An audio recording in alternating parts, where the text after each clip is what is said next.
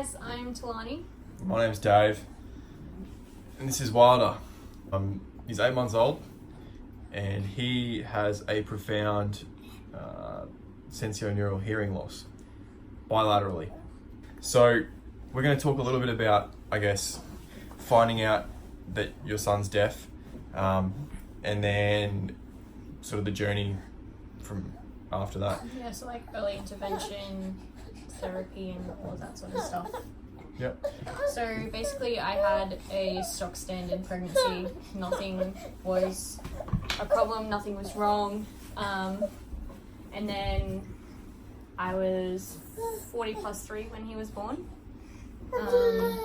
He really didn't want to come out, so I had to be induced, and also he needed to be sucked out by a vacuum. And then pretty much everything was fine. He didn't need to go to the NICU or anything like that.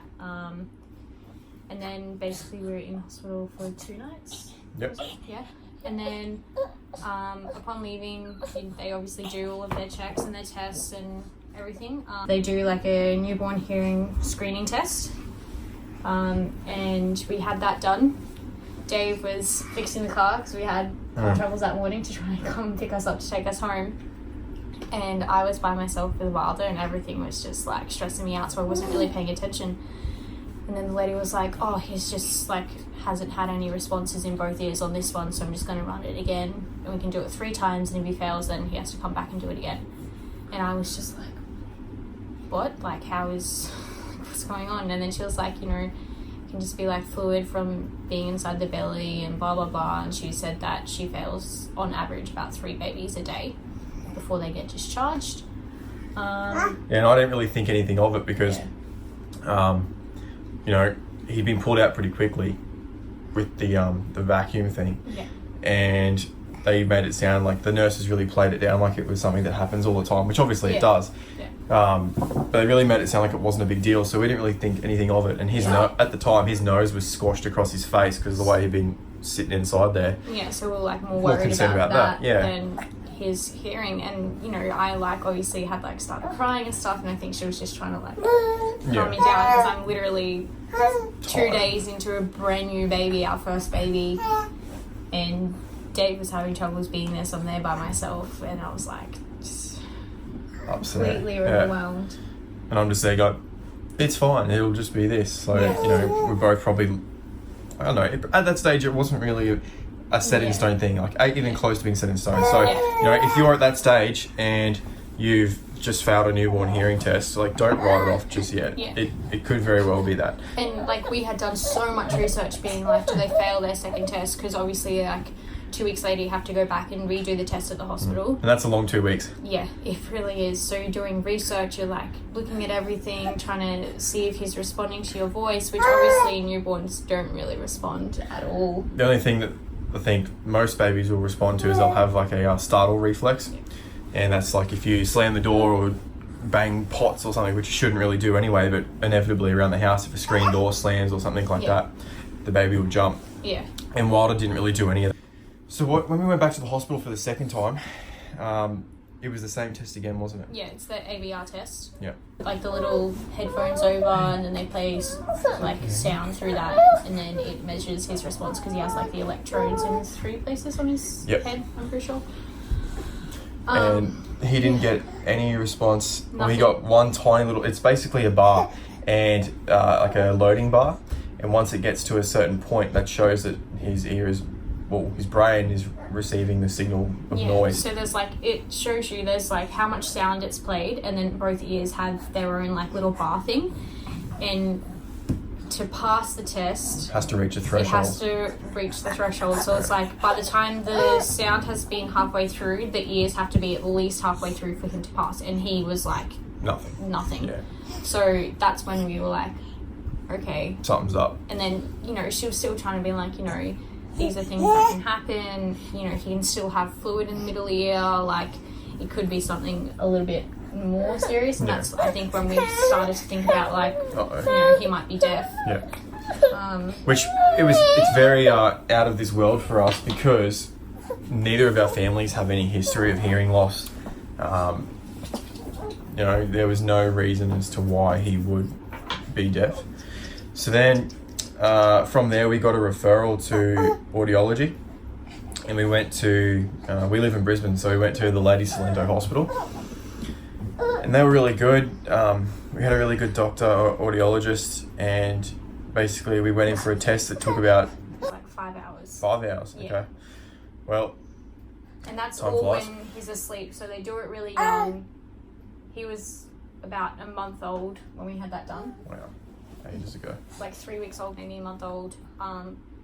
And he has to be asleep for all of it. They do so much testing. They got the ABR, then they have like the middle ER, and then a few other things as well. They run tests on each different part of his ear, and basically they keep going until they hit sort of a roadblock. So, if his eardrums are working as they should, and then you get through to, like, there's no blocking in his ear canal, and then you get through to the I don't know, I guess So it's like then, isn't it? it's the So we got to that and there was no response. Yep.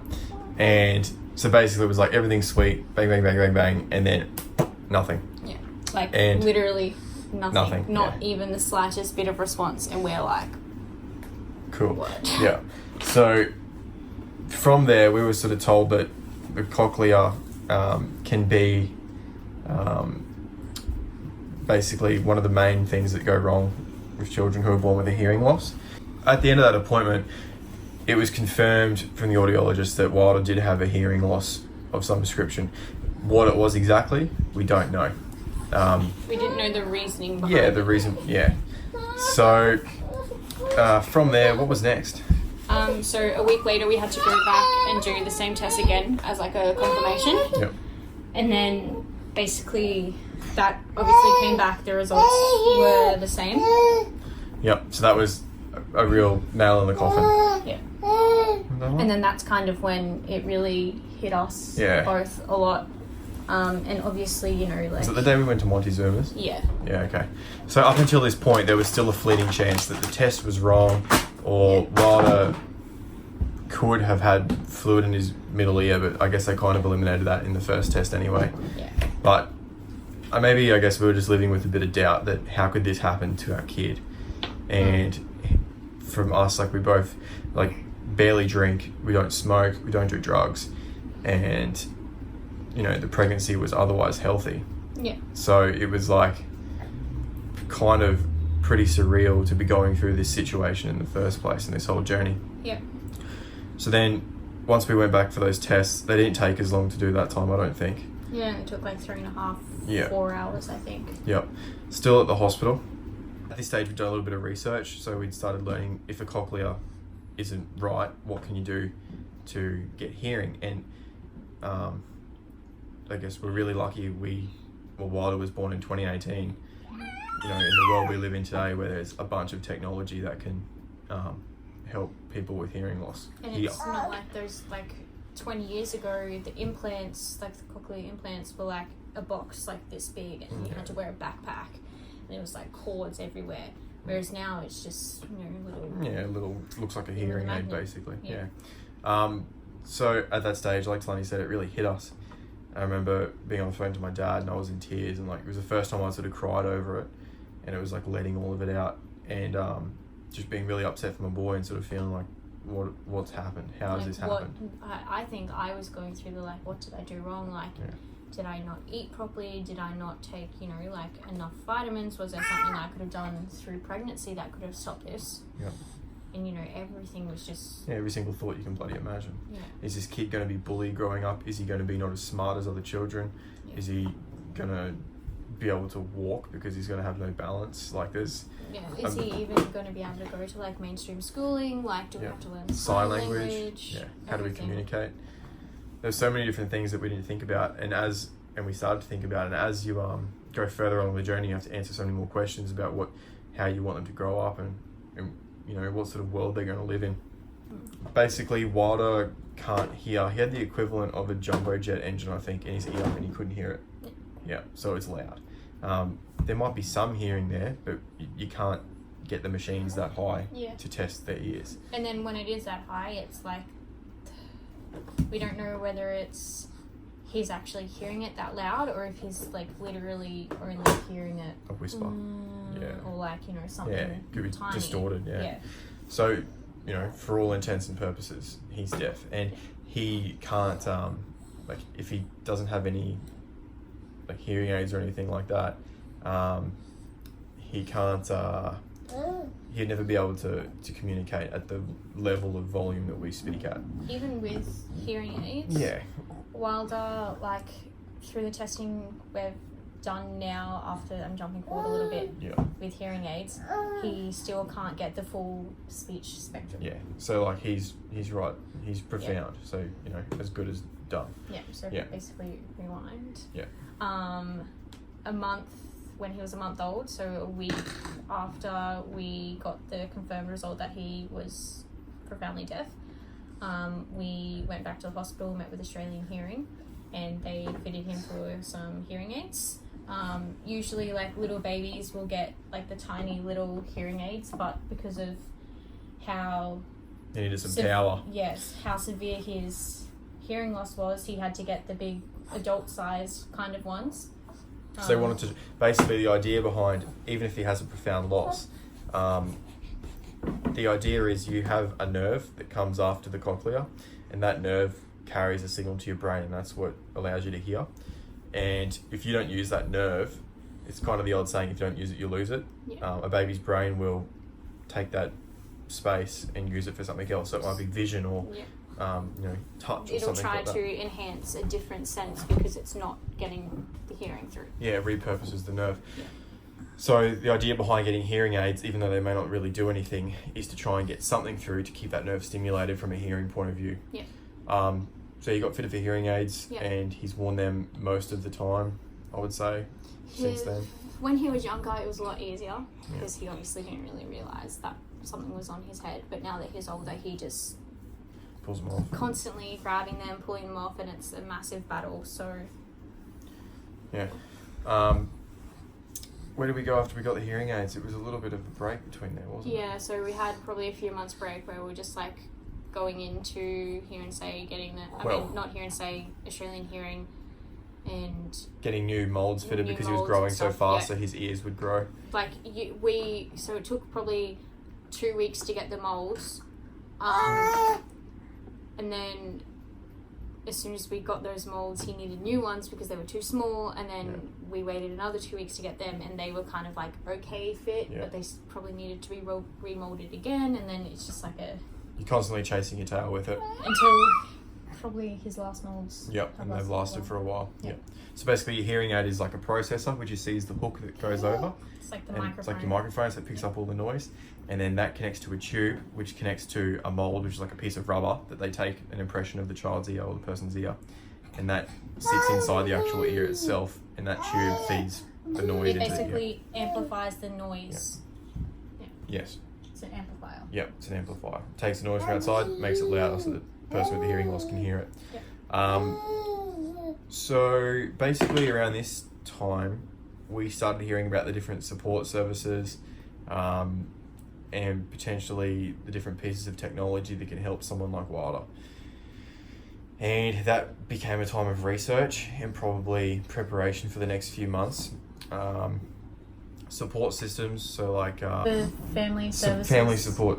Yeah.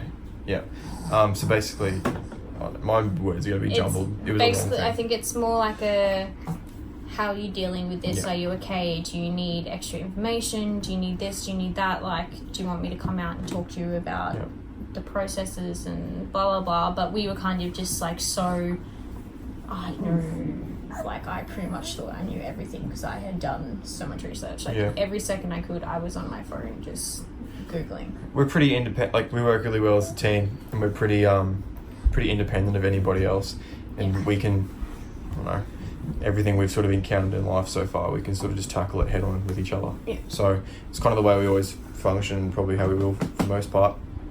But for people who would like more questions and support the system, it would be really great. it is awesome. Yeah, it really takes care of you. Basically, there's like, I think there's 3 different streams you can go through here in Queensland. I'm not sure if it's all of Australia.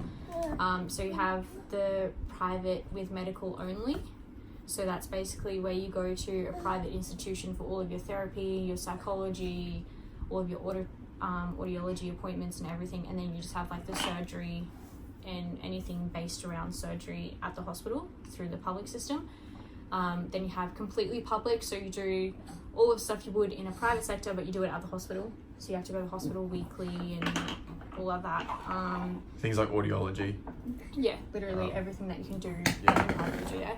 Or you have completely private, so you have the surgery through a private institution, as well as all of your therapy and audiology and all of that sort of stuff. So the choice we had to make was, how we want to do it, and also, do we want Wilder to grow up in the deaf community, or do we want him to have a chance to grow up in the hearing community? We made the choice that we wanted Wilder to grow up in the same world we're a part of, and that's obviously hearing. Same opportunities as everybody else. If the technology's there that he can hear, like at the end of the day, humans are born, this is my opinion, at the end of the day, humans are born with 2 ears and they're meant to be hearing. Yeah. And if you don't have that, something happened along the way where that went wrong. And through the miracles of technology, we can give him that opportunity to get him back to a level playing field. And to me, that's a no-brainer. Yeah. There's no second thoughts to it. Yeah, I didn't even, it was just, that's what we're doing. Cool. So, moving on from there, basically we decided we want to go down the route of a cochlear implant, which is this type of technology. Basically, to summarize really quickly, a cochlear implant replaces the cochlea inside Wilder's head, because that's the part that was broken, and it kind of looks like a hearing aid. It goes on the back of his head, and it's like a microphone. It receives the noise, sends it through to the nerve in his brain, which through everything it does, it converts it to sound. Here in Queensland, there's a really amazing business, what do you call it, business, called Hear and Say. Hear and Say is a private clinic. However, they have agreements with the government where even without private healthcare, you can still access their services. And through the NDIS, which is the new scheme that's come in Australia for people with disabilities, a lot of the costs associated with going to Hear and Say are covered by the government, particularly for deaf children. It's actually incredible. Yeah, it is amazing. Yeah. So basically we went and checked out Hear and Say, and wow, what an amazing place. Staff, the facilities, services, just 10 out of 10. And not even just that, like that, the community around it as well. So like they have like little baby groups, they have older kids like play groups and stuff, and like just everything. I literally have goosebumps. All people who you wouldn't, I've never really had anything to do with people with hearing loss, and we sort of started this journey on our own, not really having known anybody or anything like that. And then we go to Hear and Say, and there's children all like Wilder. So it was pretty amazing to see. And it was also awesome to see the journey of children who had gone through the cochlear implant program. So after we went to Hear and Say, we decided that we wanted to go down the half private, half medical stream. So everything that would happen at the hospital. Nice kid. Far out. It distracts me. Anything medical would happen at the hospital, so surgery, consultations with doctors, and then anything therapy-wise would happen at Hear and Say. So audiology, weekly lessons to test how Wilder's going. So basically, we go to Hear and Say now. We do speech and language lessons, and they are amazing. And we are now going through, obviously, the implant program candidacy and stuff. We've been approved. Yeah, which is a whole bunch of tests that you have to do leading up to that. So you do an MRI, you do a CT scan, and a lot of these scans, you don't get a date, or you get given a date that's 2 months in advance or whatever. So it's quite a long wait. And the biggest thing about this whole process is you're pretty much in limbo for the whole time. Yeah. You get told about cochlear implants, and then you're not sure whether your child's going to be eligible for it. You eventually might get a reason as to why they're deaf. For us, Wilder has a gene called Connexin 26. Yep, Connexin 26. So we have a reason Yep, why. have a reason why a he's lot deaf. of people don't. And basically that is, I'll leave a link in the description so I don't have to butcher the explanation of it. So we know why he's deaf. He's going along the journey for the cochlear implant. He's now been approved for it. We've met with his surgeon, and basically we've been given a date, which is, well, a tentative date, which lands us in mid-February for 2019. So at the moment, yeah, it's about mid-January now, so about a month away. And a week after that, you have what's called a switch on, which is basically where Wilder were here for the first time, and they're the videos you see all over YouTube. So it's coming along pretty soon. Today, Wilder needs to get his grommets put in. Hey, bud. Because he's got fluid in his middle ears from getting a cold and whatever and being sick. Hey, buddy. So hopefully once that's done, it's a run up to the final run up to the operation, and we will document that for you guys as well. He's tired and we're about to go to the hospital. So thanks for watching. I hope that the video gave some sort of inclination of what you go through. And it like helps people if they are going through this journey, because it was really hard for us. We're dry eyes right now, but there's a lot of tears and a lot of like pretty shitty thoughts. Yeah. And a lot of worry for your kid.